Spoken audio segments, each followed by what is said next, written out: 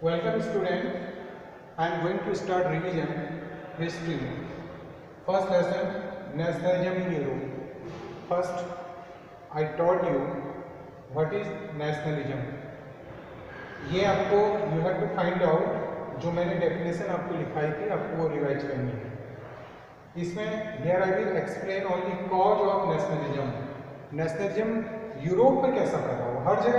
हर जगह same condition नहीं होती नेशनलिज्म पैदा होने में, लेकिन हाँ रिलेटेड कंडीशन जरूर होती है, सेम सिचुएशन नहीं होती. तो cause of nationalism in Europe की अगर हम बात करें, what were the cause of emergence of nationalism in Europe, तो उसमें हम कह सकते हैं कि emergence of new middle classes. New middle class का मतलब जैसा कुछ लोग फार्मर थे, कुछ बड़े लोग थे, लेकिन कुछ लोग ऐसे भी थे जो फैक्ट्री में नौकरी करने जाते थे, स्कूल में पढ़ाने जाते थे या दुकान में सेल्समैन करने जाते थे. तो एक टाइप का ये अलग से मिडिल क्लास, एक अलग से क्लास बन गई जो पब्लिकली लोगों के साथ मिलती थी. ठीक है, तो उसी के दिमाग में ये फीलिंग पैदा हुई कि वास्तव में लोगों का व्यवहार उनके प्रति कैसा है और कैसा होना चाहिए था. तो इससे उनके दिमाग में एक फीलिंग ऑफ नेशनलिज्म क्रिएट हुआ. Growing emergence of concept of liberalism. Labour means एक ट्यूबर से इसको बोला गया, कंदमूल. तो लिबरलिज्म का मतलब होता है एक उदारवाद से इसका मतलब था. तो जो feeling of growing emergence of concept of liberalism, इसकी वजह से इमरजेंस ऑफ रिवोल्यूशनरी, और बहुत सारे रिवोल्यूशनरी टाइप की टेंडेंसी या रिवोल्यूशनरी लोग भी उस समय पैदा हो गए, तो जिसकी वजह से feeling of nationalism in Europe develop हुआ.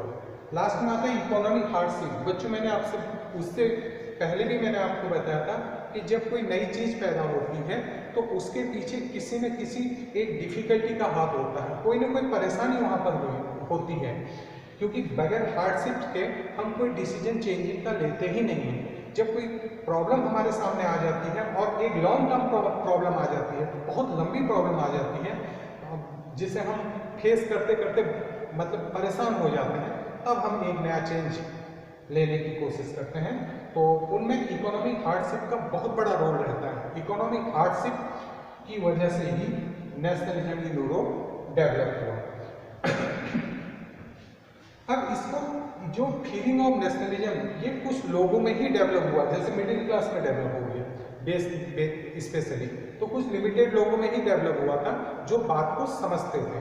अब उस अपनी बात को पूरे देश के लोगों में कैसे स्प्रेड किया गया, उसके लिए हमने क्या किया, nation began to be portrait a female figure called algorithm. इन्होंने क्या करा, पूरे देश को एक देवी का रूप दे दिया, है ना. अन्ना जो मैरी, स्पेशली हमने आपको इससे पहले बताया था कि मैरिनी एंड जर्मेनियम दो फीमेल पोर्ट्रेट थे, तो उन्होंने अपने देश को एक फीमेल पोर्ट्रेट का रूप दे दिया और उसके प्रति जो है लोगों को सचेत किया कि देखो जो लोग भी इस देश के रहने वाले हैं वो इसको रिस्पेक्ट करें. तो जितने भी उस देश के लोग थे वो उसके नीचे, वो उसके फेवर में आ गए. तो एक टाइप से कलेक्टिव आइडेंटिटी का परिचय भी उन्होंने दिया और अपनी बात को फैलाने की बात भी की, लोगों को एकजुट भी कर लिया और अपनी बात को उनके सामने भी रख दिया. New hymns were composed oath taken and market comrade. देखो जो हम जब भी कोई काम होता है देशभक्त के संबंधित तो हम शहीदों को श्रद्धांजलि देते हैं, और जब हम कोई नई पद में जाते हैं तो शपथ ग्रहण समारोह होता है. तो ये सब चीज़ें उन्होंने उस समय अपनाई.